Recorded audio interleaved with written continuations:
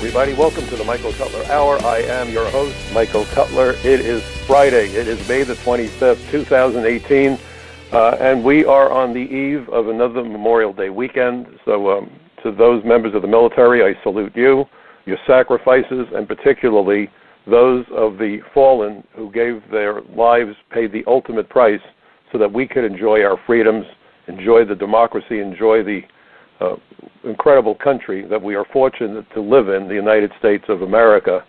And you know, I have to tell you, it infuriates me with all the verbal assaults and all the attacks and all the craziness going on with all of its flaws, and no country is perfect, no person is perfect. I don't know of any other country that has done as much to be fair, even-handed, demonstrate respect and opportunities for everyone than the United States. And I am super proud of being an American. I know my parents were.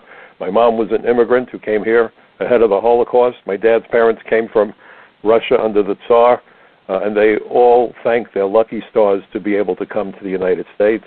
And so I salute all of our members of the armed forces, again, as we approach Memorial Day weekend.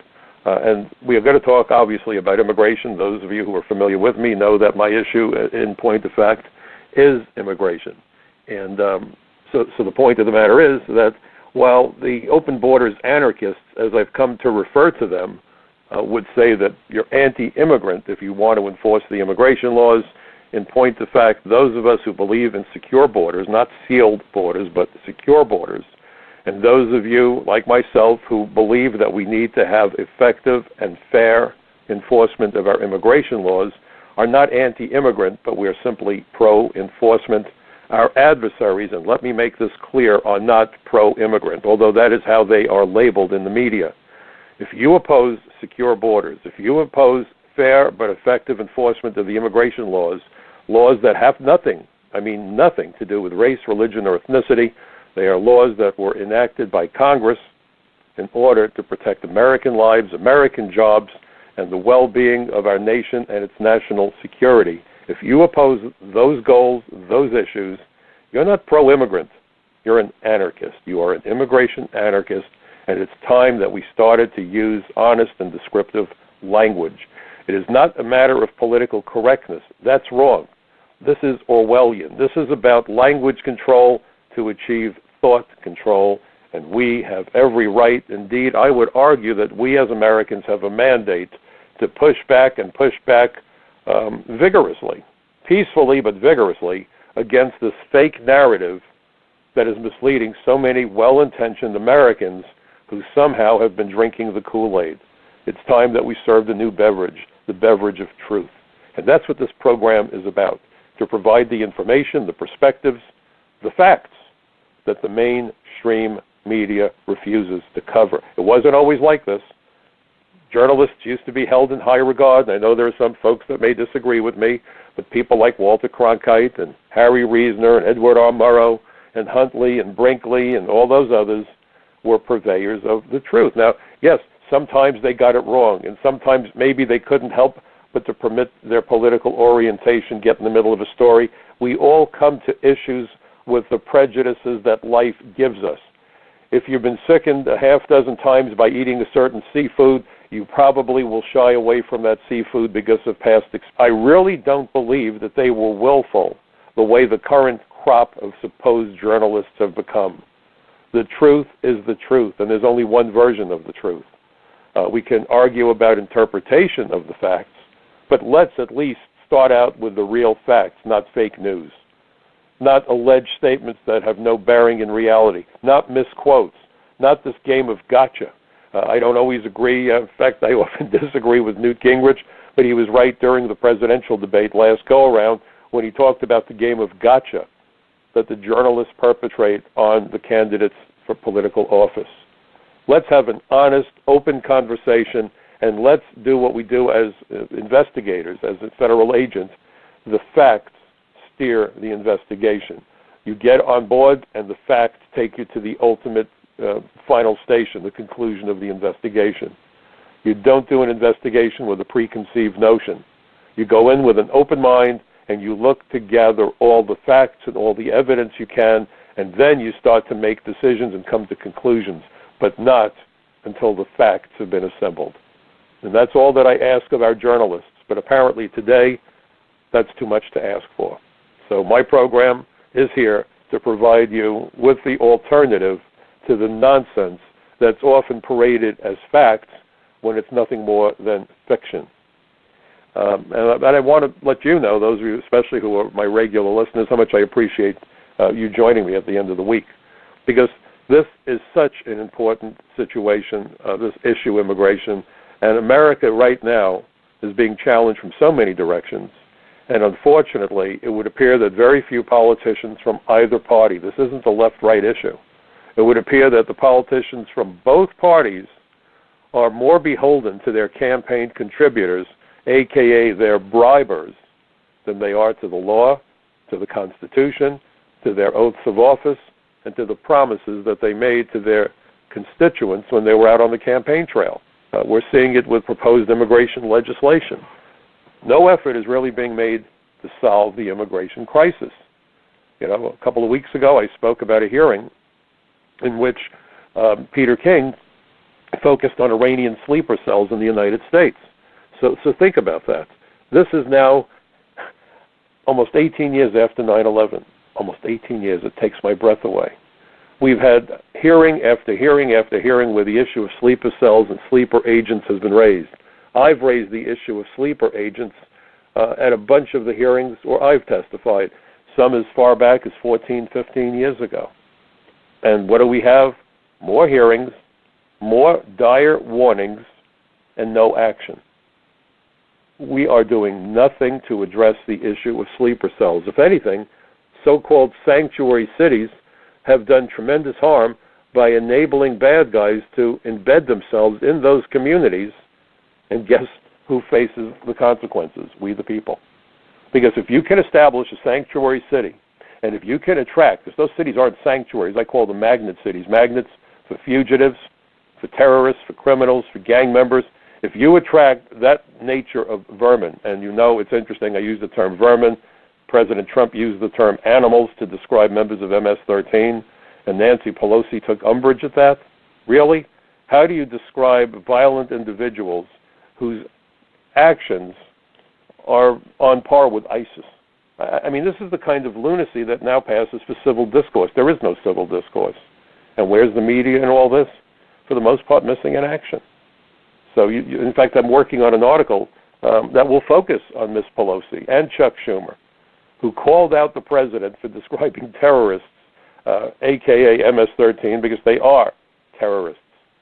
When you can kill children, when you can rape children, their motto is kill, rape, control. When you can dismember bodies, remove hearts from the chest of the person you killed, when you can behead people, and then you refer to them as animals, that there's a politician in public office who would say that that's not a fair statement. It's not fair to animals. Animals don't kill for sport. They don't kill for pleasure. They kill to survive. They kill because they're attacked, or they kill because they're hungry. Animals can't go into the local Burger King and pull out their wallet and buy a hamburger, so they have to kill other animals to eat. Their survival is on the line. MS-13 doesn't kill to survive. The people that are there don't kill to survive. They kill as an intimidation tactic to recruit new members. This is a gang such as that which we have rarely seen. Some of these individuals make the mob look like a bunch of Cub Scouts.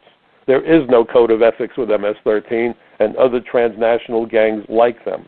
And if you look at the hearing that Peter King did a couple of weeks ago, and he did a hearing about the gangs as well as did Jeff Sessions when Sessions was in the Senate, there's a nexus between these violent gangs and ISIS and Hezbollah and all these terrorist organizations. So we know this. And what have we done? Sanctuary cities harbor and shield fugitives from all over the world, terrorists from all over the world, criminals from all over the world. And if you dare speak out against them, you're labeled a xenophobe. You're told that you have no compassion. No compassion. Well, I wonder what it takes to look the parent who lost a child to these gangs in the eye and say to them, oh, you don't like MS-13, you lack compassion. They also are missing their child. And it's just amazing. It's truly amazing. Because when you stop and think about it, The lie that we used to be spoon-fed by the immigration anarchists, and I insist on using that term henceforth, I hope you will also, it is honest and is descriptive. Anarchists don't like law, and this is anarchy, okay? And so if you look at the immigration anarchists, they used to say, well, the immigrants commit much less crime than American citizens. Now here's the funny part. Actual green card holders, lawful immigrants, tended to be very law-abiding. They valued that green card. They certainly didn't want to do anything to jeopardize it. They behaved themselves. They did what they had to do to make a living, support their families, and live their little thin slice of the American dream. Illegal aliens, again, I hate to make a reference to animals, but they're a horse of a different color, aren't they? They're here in violation of law. They feel they have nothing to lose. They feel they've gotten away with it. And by the way, as I've noted in congressional hearings, it's been noted that you get only one opportunity for first impression. The first laws aliens entering the United States or seeking to enter the United States encounter are our immigration laws. People like Pelosi and Schumer and Menendez and all these others have convinced people from all over the world that in the United States, violations of our borders and violations of our laws are not only tolerated, but they will be rewarded. They will be rewarded. Chuck Schumer, who went out there just a couple of years ago, pounding the podium and saying anybody who trespasses on critical infrastructure, anybody who trespasses on national landmarks needs to go to jail for 5 years. We need a new federal law. Trespassing is dangerous. We don't know who they are, and when they do what they do, they put lives at risk. 5 years in jail. And if you went to Schumer's website, his official U.S. Senate website, he even made note of a 16-year-old airheaded kid who climbed the World Trade Center tower that was under construction. You can't even replace what was there. And that's why the new tower isn't built on the footprint of the previous towers. It's not a replacement. You know, it's a new building built on the site. But this kid climbed that tower to take a selfie and was arrested. And Schumer talked about that 16-year-old kid. And we've got to put these people in jail. That's great. He might be onto something. But here's the point. The same Chuck Schumer has made it clear that in his mind, if you trespass on America, you've now earned a pathway to United States citizenship. Usually, when we try to figure out if someone is trustworthy, and it's difficult, we've been obsessed with the truth forever. You know, you have the spy movies with truth serum and lie detectors and polygraphs because we're obsessed with the truth, because bad guys all have one thing in common: they lie. Lying is the common denominator for terrorists, drug dealers, thugs, embezzlers, whatever. Lying is one of their tools of the trade. And so we're obsessed with whether or not someone lies. One of the indicators that someone is not to be trusted is when they keep on manipulating and altering the language and when they demonstrate inconsistencies and hypocrisy. Have I just described Mr. Schumer? Gee whiz, I just might have done that. Schumer took to the microphone to call out President Trump when the media disingenuously, that's a fancy word for lie, when they disingenuously accused the president of referring to all immigrants as animals. Trump didn't say that. In fact, I was on NRA TV earlier this week, and they played the video of the president making the statement, and he was as clear as day. He was crystal clear that he was talking about members of MS-13, that he referred to as animals. The media misrepresented what the president said. I guess they thought they could get away with it. It shows you how ignorant these idiots are that call themselves journalists. They were videotapes. Roll tape, there it is. What's the president saying? Crystal clear. So they had to kind of retract it, and Trump, not being a wimp, took them on, got in their face, and doubled down, as he should have, and said, I stand by what I said. They are animals. They kill children. They rape them. They kill people. They're savages, and he went on. But meanwhile, before the media straightened out the story, Chuck Schumer couldn't wait to get in front of the cameras, pounding the podium. My grandparents were immigrants. They weren't animals. This is Chuck Schumer. So you have to wonder, did Chuck know that the media was lying? Was he in on the lie? God only knows. I'm just tired of this, folks. I am so tired of it. I'm a registered Democrat. Democrats. I don't know what they are, but they certainly aren't Democrats, and they certainly aren't pro-labor. I'm a Democrat because I'm pro-labor. My father, who was a tradesman, a construction worker, a plumber, will always be my biggest hero. Always. My mom, right next to him. My two biggest heroes in my universe. And I have so much empathy and so much respect for blue-collar Americans. They built something. They built this country. They're the backbone of this country. They are the backbone of the American dream. They build the hospitals and the schools and the roads. They build everything. Where in the world would we be without those tradesmen and tradeswomen and all those people that put blood, sweat, and tears into their jobs every day, and they're being undermined by the Democrats and the Republicans who are flooding America with cheap, exploitable labor, and we're being told today that if you don't think that we should be exploiting people, then you lack compassion. How in the world is exploitation a demonstration of compassion?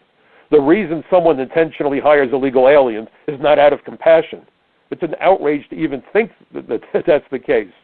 They do it to exploit them. They do it because they can work them in a way that you couldn't get away with working an American, couldn't get away with working someone who had a green card, pay them substandard wages, treat them like trash, and then we're told, if you don't support that kind of exploitation, you lack compassion. If that doesn't turn logic, reason, and truth on its head, I don't know what does. Up is down, down is up. This is right out of the Ministry of Truth from 1984, so I'm giving everyone listening to the show a homework assignment. If you haven't read it or haven't read it recently, get 1984 by George Orwell. Please read it. It's a short book. It's a book that's not a good bedtime story. It will keep you awake at night, but you will understand easily the garbage that's being heaped on us by both parties and by the news media. Controlling thought through the control of language. It's newspeak. It's Orwellian. It is not political correctness. Get it straight. Political correctness means you don't use language that impugns other people, that insults other people, that offends other people. And I'm right there on that issue. The N-word or any word that smells of it is off limits, out the window, done, finished. That's political correctness. What we are being subjected to is Orwellian newspeak. Control thoughts through control of language. I've had enough of this garbage. I hope you have had enough of this garbage. And let me give you an example of how two-faced the media is. And this is my most recent article for frontpagemag.com. Please go there. Please go to frontpagemag.com because I wrote an article and it was published on May 21st. And if you haven't seen it, please check it out. If you like it, I have a favor. Post it on social media. Send your friends the link. Tell your friends about my program, about my website, michaelcutler.net. I need your help to help spread the word. I need you to be part of my bucket brigade of truth. The mainstream media sure as hell not going to do it, are they? Not hardly. So the title for my latest article for Front Page Magazine, Illegal Immigration, The Tale of Two Countries, Canada versus the United States. And then the subtitle, Hypocrisy Thrives in the Immigration Debate. And what I wrote about was a sign that was posted along one of the two borders that separates the United States from the countries that are next door to us. Let me read the sign, and you tell me who you think was responsible for posting the sign. Stop. It is illegal to cross the border here or any place other than a port of entry. You will be arrested and detained if you cross here. Guess where that sign was posted, and guess who put it up? Well, first of all, I'll give you a hint. That sign does not appear anywhere near our southern border, the border we share with Mexico. So that's off the table. So that leaves only one more possibility, the Canadian border, and you would be right. But guess what, folks? That sign was posted on the Canadian side of the U.S.-Canadian border. And the point that they made was that Prime Minister Trudeau, the guy that's all about open borders and we're all going to sing Kumbaya, is all upset because recently they've experienced an increase by 30% of the number of illegal aliens who've entered Canada or attempted to enter Canada from the United States. So we're talking about now under 3,000 aliens per month, and the Canadian government is worked up over it. And in fact, They're upset about people claiming political asylum, and Canada dispatched some of their ministers to go to Africa, to the countries that many of their political asylum applicants come from, and they also sent their people to the United States to visit ethnic immigrant communities in the United States to warn them that if you try to run the border with Canada, you're going to be arrested, you're going to be sent back, we are not going to take you. We will not let you in. Now, think about that. What in the world do you think would happen if President Trump said to Attorney General Jeff Sessions, Jeff, go to Mexico and meet with the Mexican people. Go to Guadalajara, go to Tijuana, go to all these places, go to Matamoros, and warn the Mexicans and the people from other countries who are there illegally or aspiring to come to the United States, the caravans and so forth. You warn them that if they cross that border, we're going to arrest them and deport them.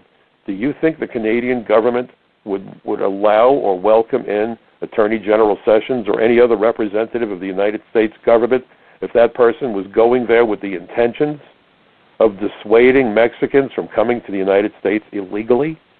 I guarantee you the Mexican government would be staging riots. The news media would go berserk. They would have a meltdown. They'd say, what in the world are you doing? You're so unfair. You're so unreasonable. Look at those caravans of illegal aliens headed this way. And who's down there? Coaching them, teaching them what to say? Well, my sources in Congress have told me that this isn't an argument. They're convinced that among the coaches who are helping the illegal aliens or aspiring illegal aliens to get their story straight are American immigration lawyers. If you want to talk about real collusion, there's collusion. They're going down there and they tell them, if you get stopped by the Border Patrol immediately, you yell out political asylum, political asylum. What doing about it? Nothing. Here, the United States welcomed in the Canadian ministers, the Canadian government representatives, had them meet with members of the immigrant communities in the United States and told them, don't go to Canada, you're going to get arrested. Think of the noise that was made when Attorney General Sessions went to the U.S.-Mexican border on our side of the border and said, we're bringing in more prosecutors if you run the border. We're going to arrest you. If we arrest you and charge you criminally, you're going to be separated from your children. I had a reporter call me up. Oh, my God, Mr. Cutler, from a conservative website. Mr. Cutler, my God, they're going to separate children from their parents. I have an 18-month-old child. I'd go insane if they took my child from me. I said, really? So tell me something. Would you drag your 18-month-old child through the desert? Would you give your 18-month-old child or your 8-year-old daughter or your 10-year-old son to the care, so-called, of alien smugglers who are known to rape women and beat men and kill people and extort money? Would you give your child to the care of those individuals? Because that's what these aliens are doing. Would you drag your 18-month-old daughter through the desert where the temperature is 130 degrees, where there's no water and no shade? Would you drag that child through a desert where there are poisonous snakes and poisonous insects, where there are criminals everywhere to be found? Would you do that? Because you see, in the United States, in most cities, most states, if you put a young child in the back of your car and go driving without putting the child in an approved safety seat and fasten it properly, and you're pulled over by the police for speeding or running a red light, and they see a child bouncing around on the back seat. You know, I'm from the generation when no one even knew what car seats were for children. We all kind of bounced around on the back seat, and there were no seat belts in the car either, and no collapsible steering columns. It was a very different world. But today we live in a world where we understand the dangers, and we've tried to mitigate the dangers, airbags and seat belts and harnesses and child safety seats and crumple zones.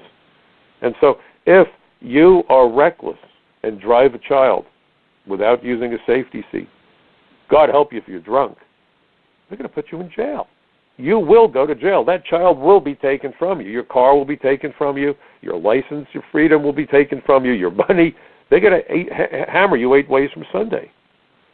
So how in the world do you stop the practice of aliens bringing their children through the desert where many of those children die? They don't survive. They pick up bodies all the time, not just children, but adults. They are too slow. They get separated from the smuggler, and they just die. They have rescue teams, the BORSTAR teams, Border Patrol agents. Their primary mission is humanitarian, to provide water and medical care to people who get stuck in the desert and are dying.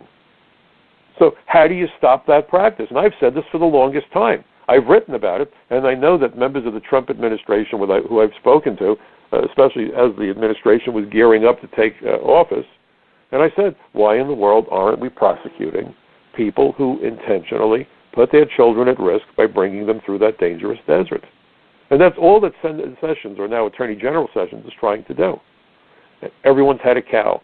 Oh, my God, you're going to arrest these people and take their children away? How do you stop people from acting criminally and recklessly? How? The point of the matter is crimes need to have consequences or the laws don't matter. So Attorney General Sessions is doing something rational, reasonable, and I'm going to tell you what, compassionate. Compassionate. Don't drag the child through the desert because you're going to go to jail and you're going to be charged with endangering the child. You're going to be charged with an illegal entry into the United States. How different is that from the sign that I just read to you that has been put up along the U.S.-Canadian border by the Canadian government? What the Canadian government is warning people is if you break the law, you will pay a price. You will go to jail. That's all that Jeff Sessions is saying. He's not saying we're going to go to your houses and take the children away from you. But the way it's been portrayed in the media, you would think that that's what they're doing. You would think that the agents are going to people's houses and taking their children from them. Not so. If you violate the law, you go to jail. How many Americans right now are sitting in jail, not because they committed violent crime, but white-collar crime? Try to defraud the IRS, see how quickly they come and prosecute you. Launder some money, see what the consequences are. Sell stolen property, see what happens. And many of those people, American citizens in the United States, are sitting in jail cells, and they have children. Are they living with their children? No. Did they go into court and say, Your Honor, I have a child, please. I know I robbed some banks, but goodness, I can't leave my child alone. They'd laugh at you. They'd laugh at you. America's borders are its first and last line of defense. And I want you to think of immigration law enforcement in a very different perspective this evening. And I guess it's appropriate because, again, this is Memorial Weekend. If you think about all 5 branches of the United States military, what's their primary mission? There's a common mission for the Coast Guard, the Marines, the Navy, the Army, and the Air Force. What's the common mission? To keep America's enemies as far from our shores as possible. During the Second World War, we know that those Nazi dirtbag saboteurs came to the United States on U-boats. One of the targets that they had in mind, if you read the history books, it's fascinating, was Grand Central Station. Why? Because underneath Grand Central Station was a converter or an inverter that would turn AC current into DC current, something needed by the trains. The Germans wanted to stop the American trains from bringing materials to the docks where the Liberty ships were sending those materials, including weapons and so forth, to Great Britain. So the Nazis made a decision that we're going to blow up Grand Central Station and take out the inverter so the trains will stop and the Americans won't be able to replenish British supplies. Now, how do those saboteurs come here? And today we use the word terrorists. Well, the saboteurs came in U-boats. There's no U-boats today delivering saboteurs. If you look at most of the terrorists, they've come on airliners, something we haven't addressed. Something we haven't addressed. So if you look at the mission of immigration authorities, it really is a follow-on to what the men and women of the armed forces do. At a distance, the responsibility for keeping those enemies away from us falls to the military. Closer in, the U.S. Coast Guard. But once you get past that, and you get to our seaports, you get to the land border ports, you get to the airports, that job is part of DHS, the Department of Homeland Security. Of course, it's been so ineffectual, I've come to call it the Department of Homeland Surrender. But please understand the true significance of America's immigration laws. Look at the statutes that govern who's to be admitted and who's to be excluded. Not about race, not about religion, not about skin color, not about ethnicity. If it were, I could not have enforced those laws for 30 minutes, let alone 30 years, folks. Title 8, United States Code, Section 1182, provides a list of categories of aliens to be excluded from the United States. It starts with aliens with dangerous communicable diseases. Why is that? Because Ellis Island was a quarantine station. You didn't want people coming in with tuberculosis, coming in with typhoid fever, coming in with other diseases that would sicken and endanger the lives of Americans already living here. Aliens who are mentally ill, same story. They're excludable. Aliens who are criminals, murderers, rapists, drug dealers, gang members, arsonists, gun runners, they're excludable. Aliens who are fugitives from justice, aliens who are war criminals, aliens who were previously deported, aliens who are terrorists and spies, all to be kept out of the country. And then you get to aliens who would likely become a public charge because they couldn't support themselves, or aliens who, if they were coming on temporary visas, had no authority to work, were likely to work and take the jobs that Americans need, so they wind up either displacing American and lawful immigrant workers, or at the very least driving down wages and working conditions. That's what the laws are about. Where is there anything unreasonable in any of that? And the answer is there's nothing unreasonable. What's unreasonable about a homeowner looking through the peephole when a stranger knocks on the door and saying, you know, I don't like the looks of that guy, I'm not letting him in? That's what we're talking about. I wish President Trump was more articulate than he is. I have conniptions over his inability to use language precisely. Let me give you an example. We all know what the travel ban is. In reality, the original executive order that we're talking about that came to be called the travel ban by the liars in the media was actually, and I may get the title slightly sideways, I don't have it in front of me, but essentially it was protecting the nation from the entry of foreign terrorists into the United States. Is that bad? I think that's good. If we could have kept the 9/11 hijackers out, the World Trade Center wouldn't have fallen. Those airplanes wouldn't have crashed. More than 3,000 people by now, because so many have died since then, more than 3,000 lives would have been saved. Not a bad outcome. Not a bad outcome. So the president took the lessons prior attacks gave us, took the lessons that were articulated in the 9/11 Commission report. By the way, I provided testimony to the 9/11 Commission, and he took that material and said, okay, we're coming up with an executive order to protect America. Immediately it was called the travel ban, and the emphasis in the media was that these were all Muslim-majority countries. Well, if the president was trying to keep Muslims out of the United States, he was doing a crappy job, because the Muslim population of all of those countries on the list amounted to about 15% of the world population of Muslims. 15%. 85% had nothing to worry about. Lie after lie, lie after lie. This is the game that's been played on us, been played on the administration. And so they started to call it the travel ban. And what is the president now calling it? The travel ban. I got to tell you, I doubt that the president is listening to my show, but if you're listening, Mr. President, language needs to be used with precision. Not a sledgehammer. This is a scalpel, and you need to use precise language. I did a speaking event. I think I was going into Montana. My friend Paul Valley, General Valley, very honored to consider Paul Valley a friend. I've been to his home. He arranged a speaking event for me in Montana. What an amazing experience. I met his family. True American hero. True American hero. He lost his son in the military. I mean, this is a great American family. So I was on my way to Montana. I was just getting off the airplane. I just turned on my phone. The phone rang. My friends at One American News called me. I do the Graham Ledger program occasionally. I haven't been on in a while, but Newsmax has had me on quite a bit. NRA TV, constantly. I love doing NRA TV. These are people willing to tell the truth to their audiences.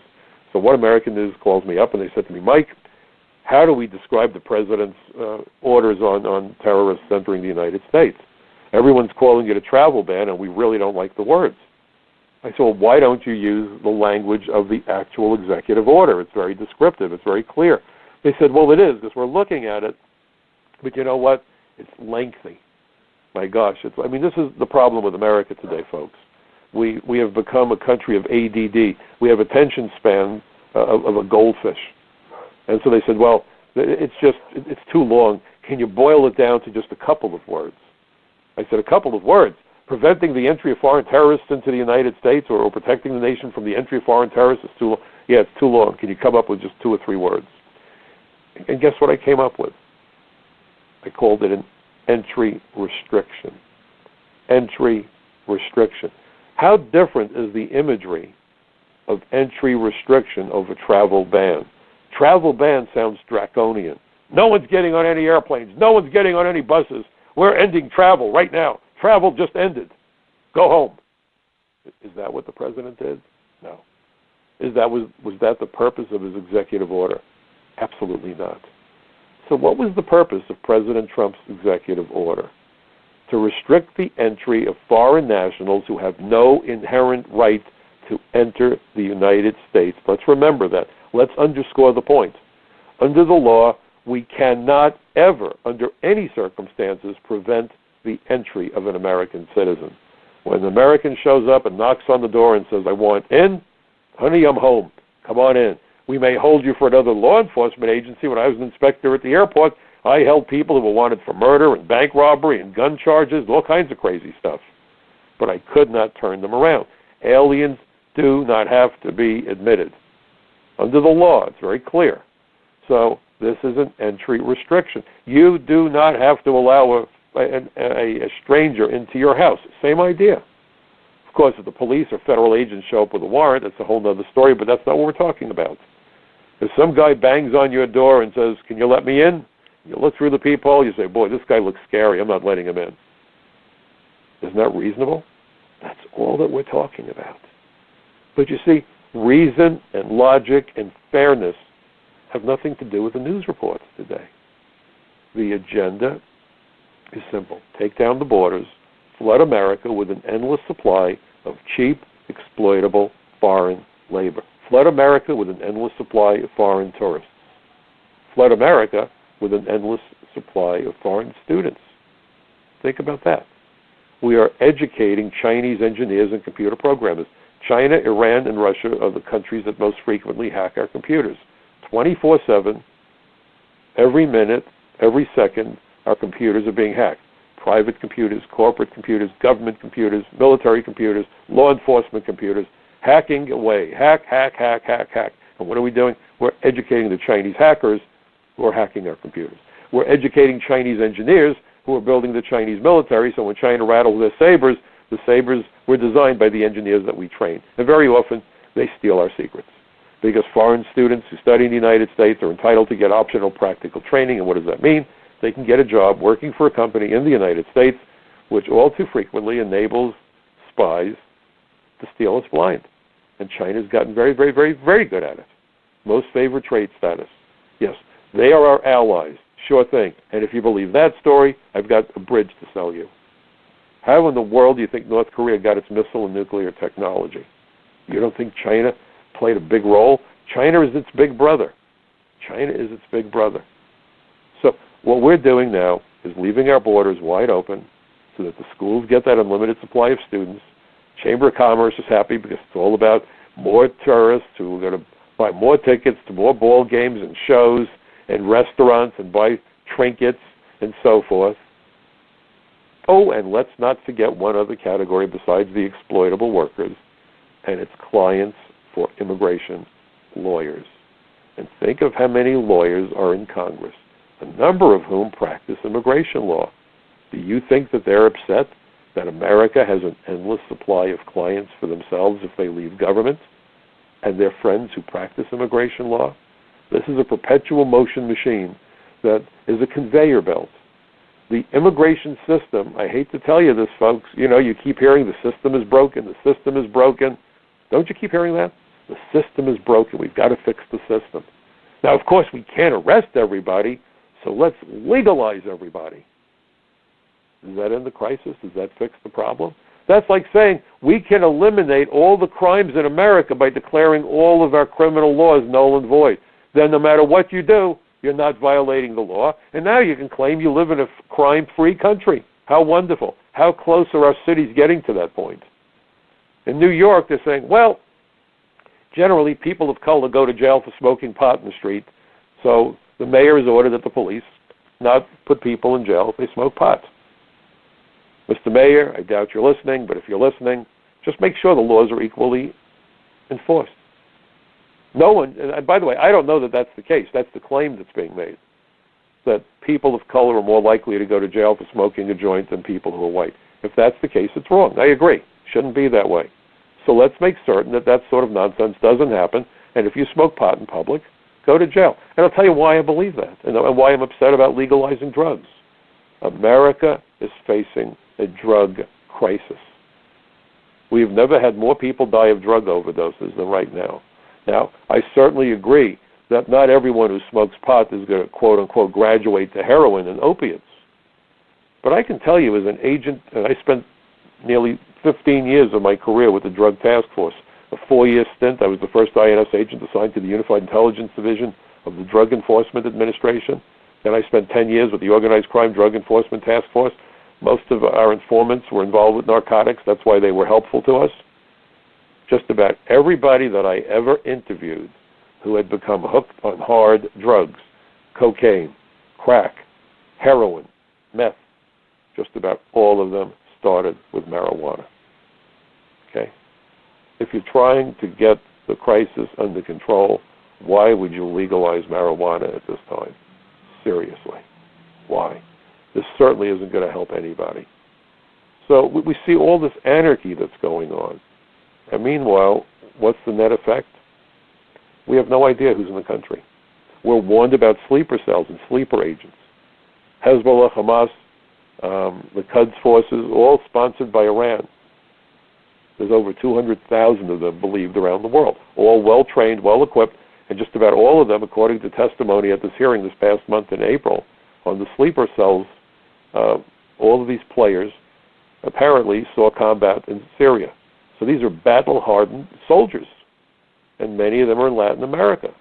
And yet, you have members of Congress refusing to secure the border.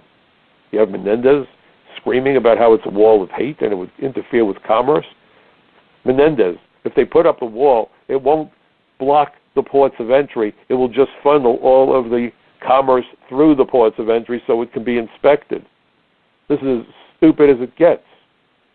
But do you hear anybody in the media making fun of Bob Menendez for making such outrageous statements? Of course not. Because they're all in also. They're all in. And people say, well, Trump is a bigot. He's a racist. He's against the immigrants. No, he's not. I've been accused of being anti-immigrant. Who accused me of that? The Anti-Defamation League. That's particularly upsetting. When I was in college, when I was in high school, I was the president of the B'nai B'rith group. For those of you not familiar with Jewish service organizations, the B'nai B'rith is a service organization, Jewish-based, just as other ethnicities, other religions have such organizations. And we worked with everybody.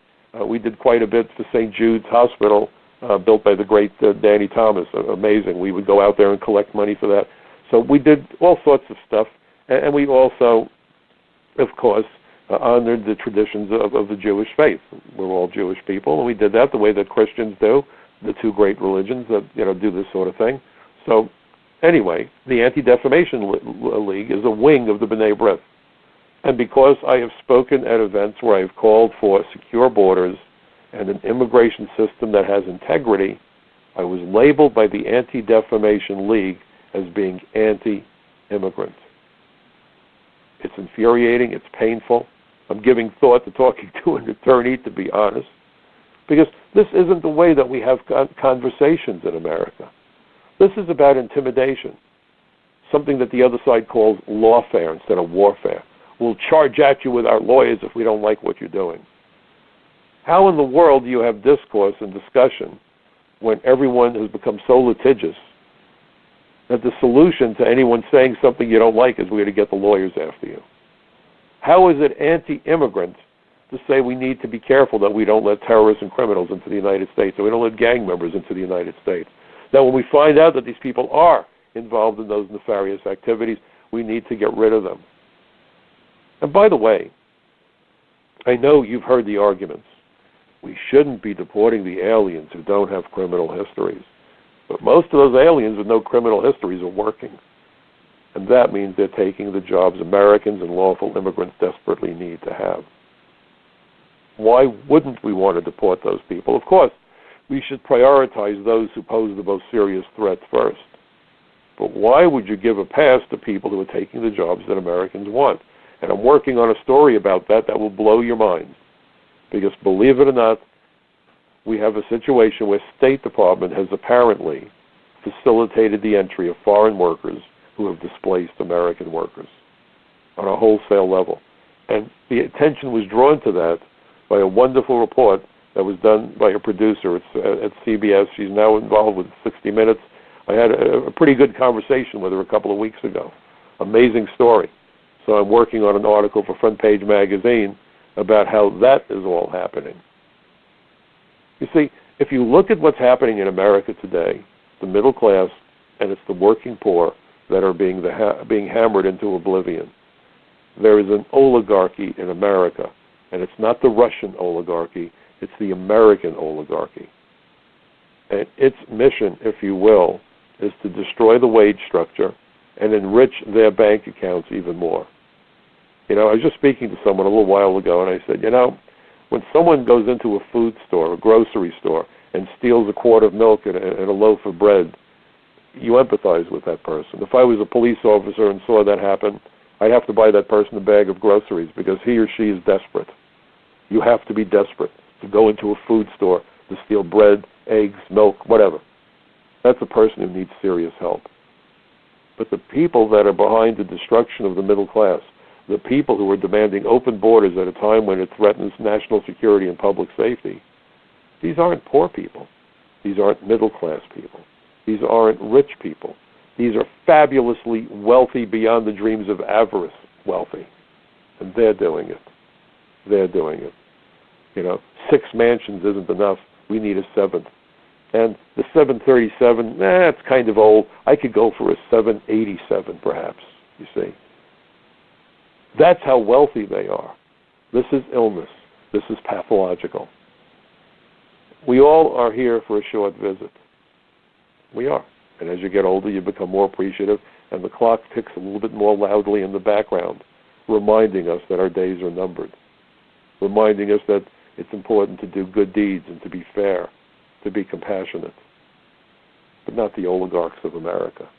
They make the robber barons of the 1800s and early 20th century look like Boy Scouts.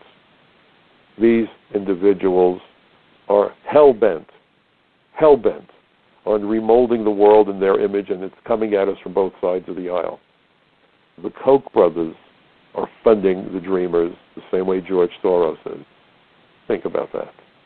This isn't a left-right issue, folks. This is a right-wrong issue.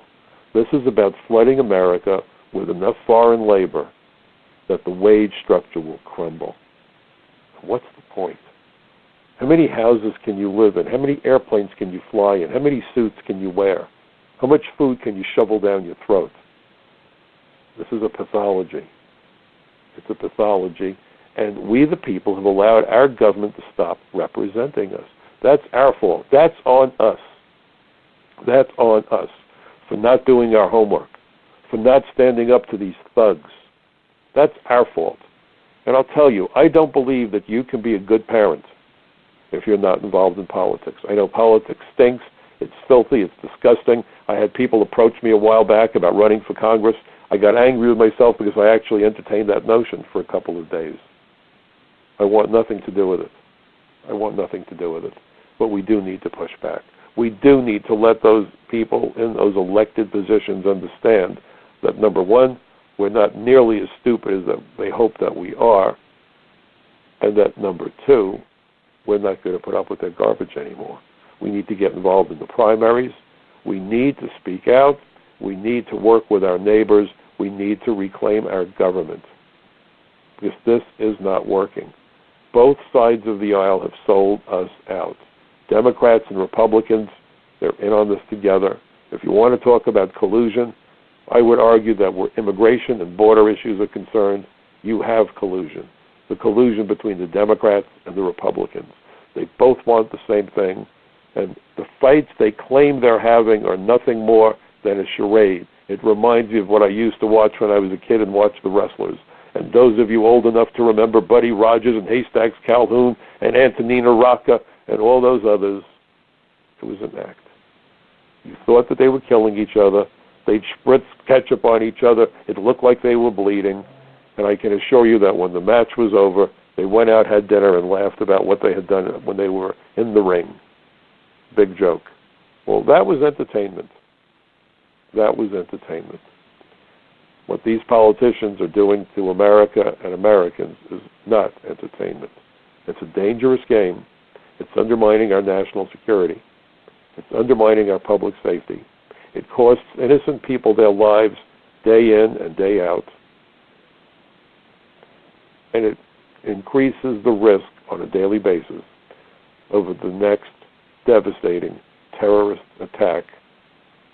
And on top of all that, you can look at what this has done to the wages of the hard-working Americans. It is decimating the wage structure. Both sides of the aisle bear responsibility. We, the people, need to take back our government by making certain that we are involved in the political process. It's very simple. You know, my parents raised me, and I'm sure you heard this, in polite society you don't discuss religion and you don't discuss politics. Religion I agree with. Whether a person has a relationship with God or not, what religion doesn't matter. That's as private and personal a relationship as any human being is going to have. And we don't need to have those conversations, unless it's with somebody we know well and we're having the conversation. But certainly at a party, I get that. But politics, folks, we better have those conversations, because sure as hell the mainstream media isn't providing the truth, particularly where politics is concerned, and especially where immigration is concerned. And that's where you come in. I need you to be part of my bucket brigade of truth. I need you to spread the word about my website, michaelcutler.net, about my articles at frontpagemag.com and the social contract. Get involved. Get involved. As we celebrate this Memorial weekend, I just want to have you take a moment to think about this. I worked very closely with the Israeli government over the years. My first fraud investigation caused me to uncover a terror plot in Israel. We prevented the bombing of an oil refinery, so from that day on I had a great relationship with the Israeli National Police.